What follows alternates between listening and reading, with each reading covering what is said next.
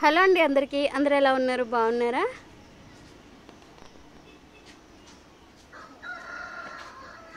కోడికూతుతో అయితే మా డే మొదలైపోయిందనమాట. ఇక్కడ చూస్తున్నారు కదా, మా ఊరికి అప్పుడే చలికాలం అయితే వచ్చేసింది. మంచు వానలా కురుస్తుందనమాట. ఉదయాన్నే లేచానండి, 5:30 అవుతుంది. ఆ టైంకి ఎంత బాగా కనిపిస్తుందో. స్థలం వచ్చేసి ఇక్కడ తెలిసిన వాళ్ళది అనమాట. ఇక్కడికి మా తాతయ్య గారు ఎప్పుడు వస్తూ ఉంటారు. ఈ కొబ్బరి చెట్లు ఆకులు అవి పడినప్పుడు ఈయనలు అవి తీసి అమ్ముతారనమాట. ఇక్కడ ఏ కాయ పడ్డా, ఏ పొత్తు పడ్డా, ఏదైనా సరే బయట వాళ్ళు ఎవరైనా తీసుకోవచ్చండి. అసలు ఇక్కడ ఎవరు ఏమి అన్నారు కూడా, ఓనర్లు కూడా కొంచెం ఎదరికే ఉంటారనమాట. ఇంక ఇక్కడ వచ్చేసి మా కోళ్ళని విడిచిపెట్టడానికి టైం అయిపోయింది కదా, ఇంక మా వారైతే కోళ్ళని విడిచిపెట్టేశారనమాట. మేము ఉండేది టౌను, మాకు దగ్గరలో అయితే భీమవరం టౌన్ కూడా ఉంటుంది. సరౌండింగ్స్లో చాలా గ్రామాలే ఉంటాయి, చిన్న చిన్న పల్లెటూర్లు అనమాట. చాలా బాగుంటాయి. అయితే నాకు చిన్నప్పుడు మా ఊరు తెలుసు, మా అమ్మమ్మ వాళ్ళ ఊరు ముత్యాలపల్లి. అది కూడా చాలా కుగ్రామం అనమాట. చాలా అంటే చాలా బాగుంటుంది.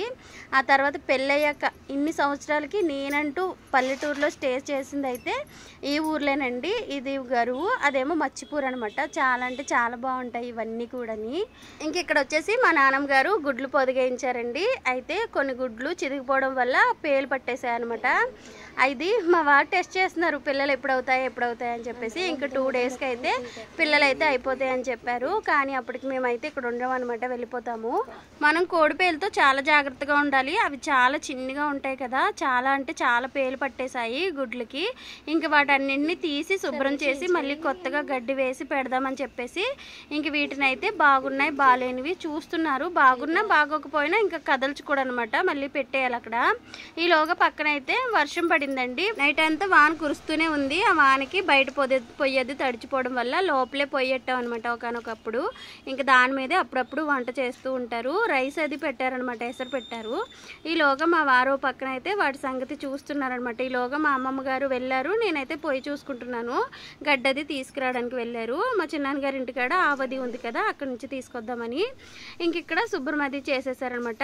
ఈ పౌడర్ వచ్చేసి మేము భీమవరంలో మా ఊళ్ళ అమ్మవారి జాతరకి వెళ్ళినప్పుడు అక్కడ తీసుకున్నాం అనమాట. అసలు మా నరసాపురాన్ని ఎక్కడ కూడా కోడి పేలు చచ్చిపోతాయి అన్న మందు అయితే దొరకలేదండి. ఇంక భీమవరంలో అయితే తీసుకున్నాము.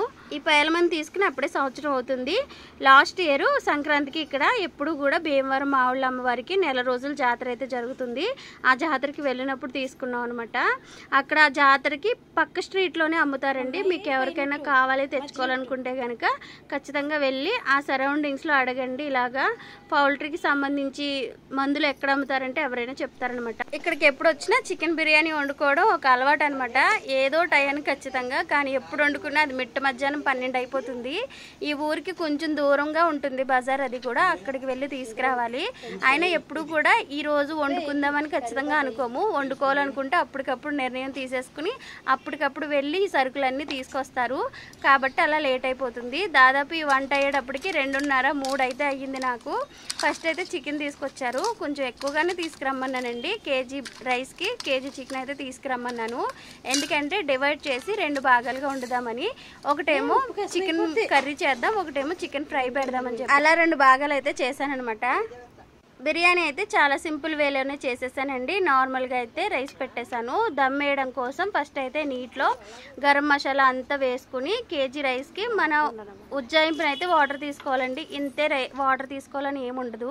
రైస్ని అది ఒక అరగంట పాటు నానబెట్టుకున్న తర్వాత ఇలాగా ఉడికించేసుకుని అలా 50% ఉడికింది అనిపించుకుని మనం వేరేగా దమ్ చేసుకుంటే సరిపోతుంది. ఈలోగా మా ఇంటికి పచ్చిరేలు ఆవిడ వచ్చారనమాట. ఇక్కడ పచ్చిరేలు వాళ్ళు వచ్చినప్పుడు ఎక్కువగా తీసుకుంటారు. ఎవరైనా ఊరికి పట్టుకెళ్ళాలి అనుకుంటే వాళ్ళు తీసుకెళ్తారని చెప్పేసి ఇంక మేమైతే ఉన్నాం కదా, మేము హైదరాబాద్ తీసుకెళ్తామని కొంచెం ఎక్కువగానే పచ్చిరేలు అయితే తీసుకున్నారు నానమ్మ గారు. ఇంక ఇక్కడ వచ్చేసి దమ్ అయితే వేసేస్తున్నాను. నేను కొంచెం పెరుగులో హోల్ గరం మసాలా వేసుకుని పచ్చిమిర్చి, పుదీనా, కొత్తిమీర ఇవన్నీ వేసుకున్న గ్రేవీ అయితే అడుగున వేసుకున్నానండి. మీకు చూపించడం అయితే చూపించలేదు కానీ చెప్పేస్తున్నాను. ఫస్ట్ అనుకోలేదు, మా వారి లోపు వచ్చి పచ్చిరేలు తీసుకుంది కదా మా అమ్మమ్మ, కొన్ని అయితే వేయించి బిర్యానీలో వేయన్నారని అప్పటికప్పుడు వేయించేసి బిర్యానీలో అయితే వేసానండి.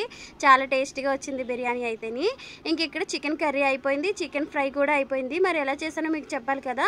కొన్ని ఆనియన్స్ని వేయించుకున్నాక నేను ఆల్రెడీ మ్యారినేట్ చేసి పెట్టుకున్నాను. కొంచెం అల్లం వెల్లుల్లి పేస్ట్, ధనియాల పొడి, జీలకర్ర పొడి, ఉప్పు, కారం ఇవన్నీ వేసుకుని ఒక అరగంట పాటు మ్యారినేట్ చేసుకున్నానండి. లేదంటే అప్పటికప్పుడు కూడా మనం డైరెక్ట్గా ఈ మసాలాలని వేసుకుని కూడా చికెన్ కర్రీ అయితే చేసుకోవచ్చు. టైం ఉంటే అరగంట సేపు నానబెట్టుకోండి, లేదంటే డైరెక్ట్గా అప్పటికప్పుడు చేసేసుకోవచ్చు అనమాట. గ్రేవీ లేకుండా దగ్గరికి వచ్చేదాకా మగ్గించుకుంటే చికెన్ ఫ్రై రెడీ.